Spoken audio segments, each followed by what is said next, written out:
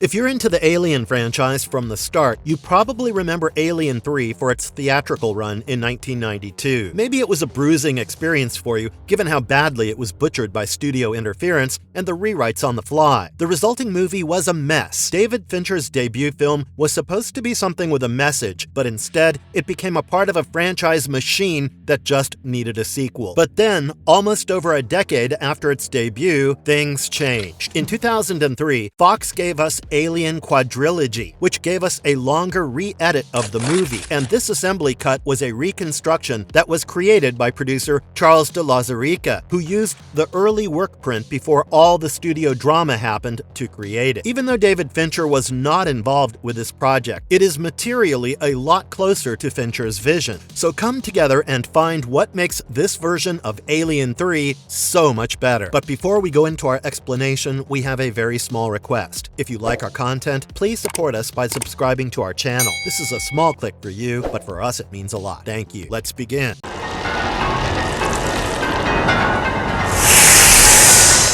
The troubled birth of Alien 3. If you've seen the assembly cut, I'm sure you've noticed just how different it felt. But to understand that, we have to look at how chaotic the original production was back in the day. And let me tell you, very few major Hollywood films went through the same hell that Alien 3 went through. Now, after the success of Aliens in 1986, Fox knew what they wanted. They wanted a sequel. But what was the sequel going to be about? They had no clear direction for this sequel, so they did the thing that any other Hollywood studio was meant to do. They commissioned various people for multiple scripts. And as expected, the scripts they ended up with were wildly different from one another. One draft focused on this monastery-like planet where monks would be forced to face off against the alien. Another draft focused on this industrial setting where there was a class conflict. The whole plot revolved around that conflict. These concepts are certainly ambitious and different from everything we've seen so far. However, the entire storyline, despite how amazing and intriguing they were, left the characters and worlds completely discarded. When the cameras started rolling, the script was being rewritten daily. Every actor would show up on set without knowing exactly what the fates of their characters were. As a matter of fact, Charles Dance, the actor who played Clemens, admitted in several interviews how jarring it was to get last-minute script changes while on set. Because of this constant mixing and matching, the performances and plot lines of this movie often felt inconsistent in the theatrical cut. And in the middle of all of this, David Fincher showed up. He was just a commercial and music video director in his late 20s when he landed this mega franchise on his roster. In theory, it would be a dream job for anyone who was in his shoes. But for Fincher, it was a nightmare. He had no creative control, no freedom, no space. The Fox executives were constantly breathing down his neck and overrode many of his choices simply because they could. Insiders said that the Fox executives were very demanding. They always wanted faster pacing and more action instead of the bleakness that Fincher wanted to explore. Whenever Fincher tried to get atmospheric takes or character-driven dialogue, the studio would often cut them. He tried to put some darker themes into the movie, but the studio refused. So in a way, you could say that the director was effectively micromanaged at all times. When the production ended, Fincher was so frustrated, tired, and disillusioned by everything that had happened that he flat out refused to participate in the editing. And boom, that is how we got the 1992 theatrical cut. It runs for 114 minutes and looks like a mess that just doesn't make any sense. When it hit the theaters, long-term fans of the Alien franchise were horrified and furious. Within the first few minutes of the movie, Hicks and Newt were unceremoniously killed off. Traumatized Ripley was left stranded on a prison planet with characters who barely had any character development. There was no passion, no connection between the characters. The pacing of the movie felt completely rushed, and many of the key story elements didn't get the time that they deserved. So the origins of the alien itself were left muddled. The character arcs we got of the prisoners were paper thin, and their motivations felt more undercooked than ever. The deaths on screen had no weight to them because they either happened too fast or the characters didn't mean anything to the viewers to begin with. So it didn't matter if they died. All in all, this film was the absolute worst in comparison to Alien and Aliens in every respect. Critics had a field field day with this movie. The words messy, joyless, and incomplete were often used in their reviews to describe Alien 3. Sigourney Weaver gave an amazing performance in the movie, yes, but it wasn't amazing enough to save it from the total mess it was. Critics praised her work in the movie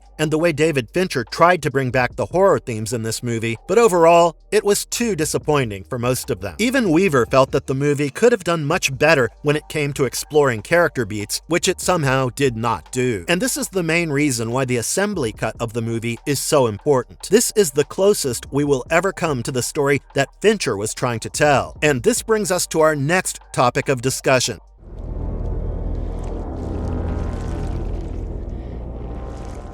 What does the assembly cut add? The assembly cut came out in 2003 with a whopping 31 minutes of extra screen time, making the runtime 145 minutes. Now I'm sure you're thinking, what difference can those 31 minutes make? Well, let me tell you, it does a lot. Those 31 minutes completely reshape the tone and narratives. In fact, some scenes added in those 31 minutes directly address the criticisms that were made during the theatrical release. For example, one of the most significant changes is the alien's host. In the theatrical cut, we saw the creature burst out of a dog. This felt awkward to many viewers because the CGI and puppetry just did not go well with it all. However, in the assembly cut, the alien bursts out of an ox. On paper, that seems like such a small change, right? But when you watch the scene, you can see that the assembly cut version has an unsettling and naturalistic quality to it. The slower pace of the birth, the practical effects, and everything together make the creature's arrival extremely creepy. And for fans, this moment was everything that the theatrical version was missing. It had atmosphere, dread, and patience. The assembly cut also gave us entire subplots for the prisoners. In the theatrical cut, Golic is just comic relief, but in the assembly cut, we see him become completely delusional and prey to the alien as if it were a deity. This was the psychological horror that the movie could have used, and we can see how his actions directly influenced the creature's rampage. Dylan, the spiritual leader of the prison, sacrifices himself in the end to defeat the alien in both cuts. However, in the assembly cut, we watch his conviction grow, and he gets more time to express his philosophy of redemption, faith, and sin, which in turn hits home for us. Not only that, several minor inmates also received beatings that made their deaths more tragic than before. With just 31 minutes, this cut restored Fincher's original pacing.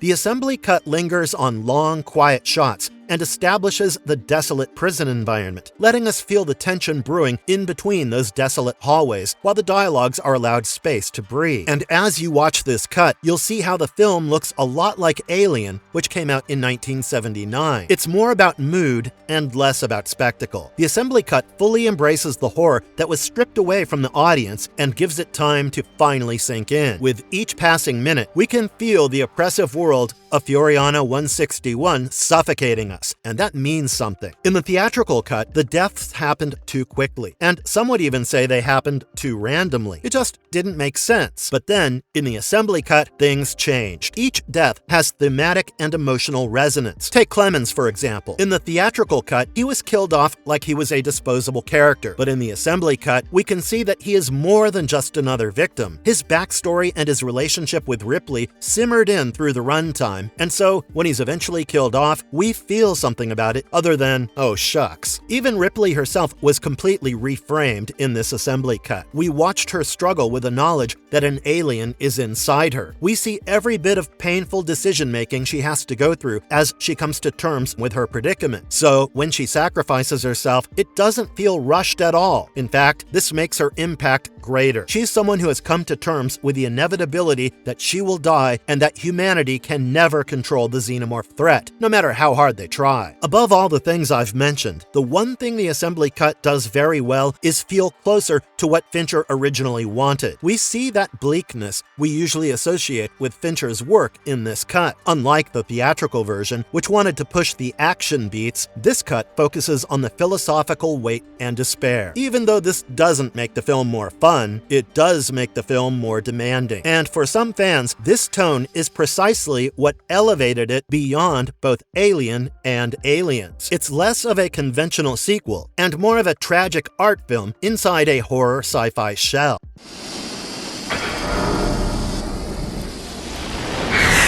why some fans think it's the best. Let me give you a hot take. Are you ready? I think that the assembly cut of Alien 3 is the peak of the franchise. Everything after it didn't reach the philosophical and thematic weight that this movie managed to achieve. And this opinion is based purely on character, ideas, nerve, and fear. So think about it this way. Aliens is this kinetic power fantasy, right? It's very action movie coded. But Alien 3, in its assembly cut, is the return to the slow-burning haunt. It is grim. Fans who liked Ridley Scott's Alien would probably love the assembly cut simply because it has all the sensibilities that Ridley Scott had in his movie. That existential quietude, that industrial texture with suffocating dread. It had it all. And the best part? This movie does not copy Alien at all. Instead, it completely echoes it. It strips away the militarized competence and replaces it with ritual, resignation, and the belief that there are fates that are worse than death. For a lot of fans, this movie feels less of a spectacle and more oppressive than the rest, and that's a good thing. Fans also feel like Ellen Ripley's arc was never meant to be a victory. It was supposed to be all about meaning. The assembly cut of the movie gets primacy to Ripley's choice. It aligns with the film's themes of contamination and sacrifice. So in that light, when you see her last act, it feels heroic. She refused to be a vector for corporate weaponization. She refused to let anyone else state the meaning of her death, and instead chose to go out in her own way. A lot of retrospectives over the years have felt that this ending, although it may be tragic, gives a complete emotional arc that feels emotionally true to this series. As the story stops rushing to reach one point of action to the next, you start noticing the microbeats, whether it's the rapport with Dylan or the humor with Clemens. Sigourney Weaver's performance is amazing in the theatrical cut, but it's absolutely beautiful to watch in the assembly cut. We can see all those moments where you can see her moral injuries. The longer takes and the quieter pivots reveal just how the franchise works. Stripped of bravado and quips, we watch Ripley realize her fate and choose her end after having seen more than enough. This makes her feel a lot more real than the theatrical cut ever did. Now, the nature of the movie is totally not the norm for a major studio sci-fi sequel. It's all about penitence. The prisoners embraced the apocalyptic religion with open arms, and the assembly cut foregrounds that frame and helps move the plot. For other fans who respond to ideas as much as scares, this tilt is absolutely addictive. The monster who haunts your nightmare ends up becoming a figure for inevitability. You can't outrun it, and the intimate violence of a system that manufactures guilt is held up to the light, forcing you to truly start thinking, which is worse? That's why often Alien 3 is described as anti-Hollywood. The main thing that this particular cut focuses on is anticipation. The creature shows up in spaces that we understand as safe spaces because the film took time to mark the almost religious routine. But then,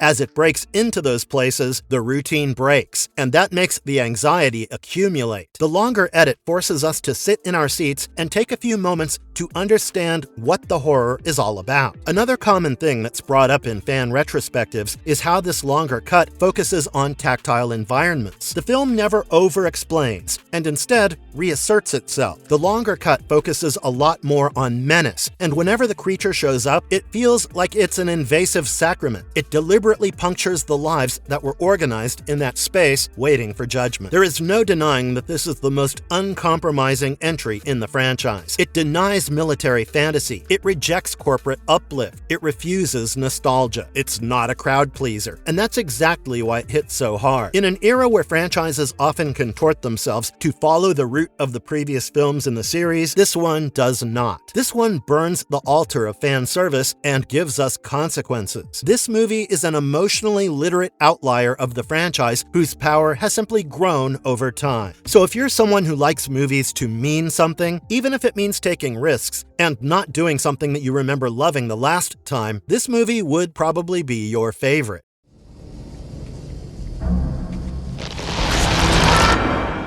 Counterpoints, and the ongoing debate. But it's not all fine and dandy. There's a reason why some fans are not ready to call Alien 3 the best. The fact is, the 2003 version is a reconstructed version of the movie without Fincher's direct involvement. Sure, it is closer to the earlier blueprint, but it's not precisely what Fincher worked for. It is, at best, an approximation. It's not definitive, so this keeps some viewers from calling it the best. Another reason why this isn't considered the best is that not everyone likes minimalism, the pace of the rituals, and the spiritual severity of the movie. Some feel like it's long and super slow, with random spikes of violence scattered in it. Alien 3 is bountiful for anyone who's willing, not so much for anyone who's impatient. Despite the assembly cut reframing the narrative a lot more thoroughly than the theatrical cut, there is no denying that the emotional whiplash is still there. No matter how good the movie is, no one can really forget that this movie took away hope, continuity, and the characters we loved in Aliens. Some fans could never go past it, and I don't blame them for that at all. The longer edits shots give us moody over money, yes, but you can see the limitations of the techniques of that era in those shots. People who love the movie will say that there are nothing but blemishes in this otherwise entertaining and thought-provoking film. But for others, these little tears in the optical seam break the immersion completely. We can compare as much as we want, but we can never forget that comparison is subjective. So calling Alien 3 the best means that it surpasses Alien and Aliens, both of which were perfect in their own way. And for a lot of fans and critics, that bridge is too far to cross. It's a misunderstood classic, but not a franchise champ. However, one trend you will notice is that if someone goes through the Alien franchise back to back, they will definitely feel messed up when they come to Alien 3 because of the sharp tonal pivot present in it. However, those fans end up enjoying the movie a lot more when their expectations are reset and they return to it later. So maybe this is what the movie is all about, something that's striking enough to be in a running conversation even to this day.